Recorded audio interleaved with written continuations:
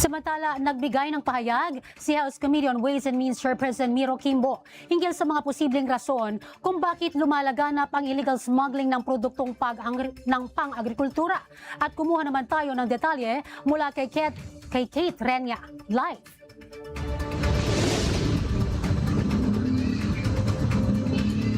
Yes, Kate?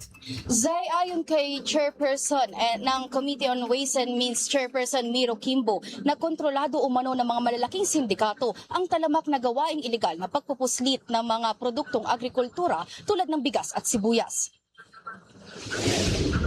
Pahayag ni Representative Kimbo na kaya lumalawak ang agriculture smuggling ay dahil nagsasabuatan ang trader, importer at may-ari ng logistics. Maituturing anya itong isang chain sa sektor ng agrikultura kung bakit patuloy pa rin ang pagpuslit ng mga agri-products lalo na ang bigas at sibuyas. So ang nangyayari po ay ang onion producer, nandun yung trader, sabi bibiling ko na lang ng 20 pesos, sabi lugi kami, hahanap na lang kami ng ibang buyers. Sabi, oh sige, wala naman sa choice, kailangan niyang i-refrigerate kasi magugulo. Cold storage nun. Pagpunta niya sa cold storage, either sa Bulacan, karamihan, puno na, wala na silang. Pero pag sinilip mo, walang laman. Bakit? Pinili na ang lahat ng pwesto doon o yung may-ari nun ay kasabwat ng trader.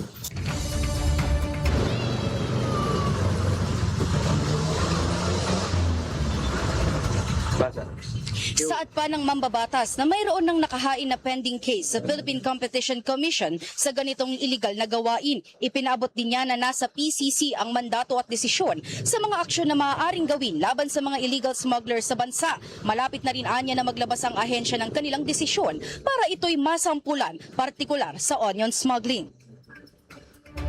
It has the power to impose penalties up to as much as 25 million, 100 million. Kaya po nila yan kapag meron silang nakita ng mga nagsasabwatan in restraint of trade, monopolistic activities, o yung pagsusuppress ng competition. Meron sila, very, very empowered po sila dyan.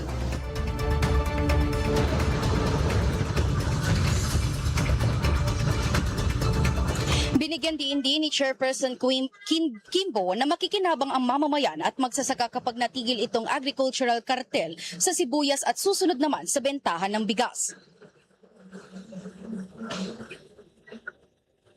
Greg, ibinahagi rin ni Ways and Means Chairperson Miro Kimbo na asahan ng isang productive na kongreso sa loob ng 6 na buwan ng first regular session dahil mas tututukan ng Kamara ang pagresolba sa mga usaping illegal smuggling sa sektor ng agrikultura.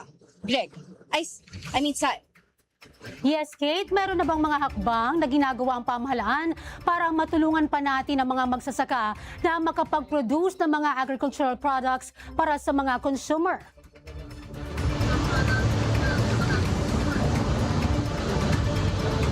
Zay, para kay Chairperson Miro Kimbo na kailangan magkaroon ng cold storage facilities para sa mga ordinaryong producers para may mapaglagyan sila ng kanilang mga produkto at higit na kailangan itong mailagay sa mga critical areas para yung mga produkto ng mga magsasaka ay na-preserve at nadadala sa mga consumer.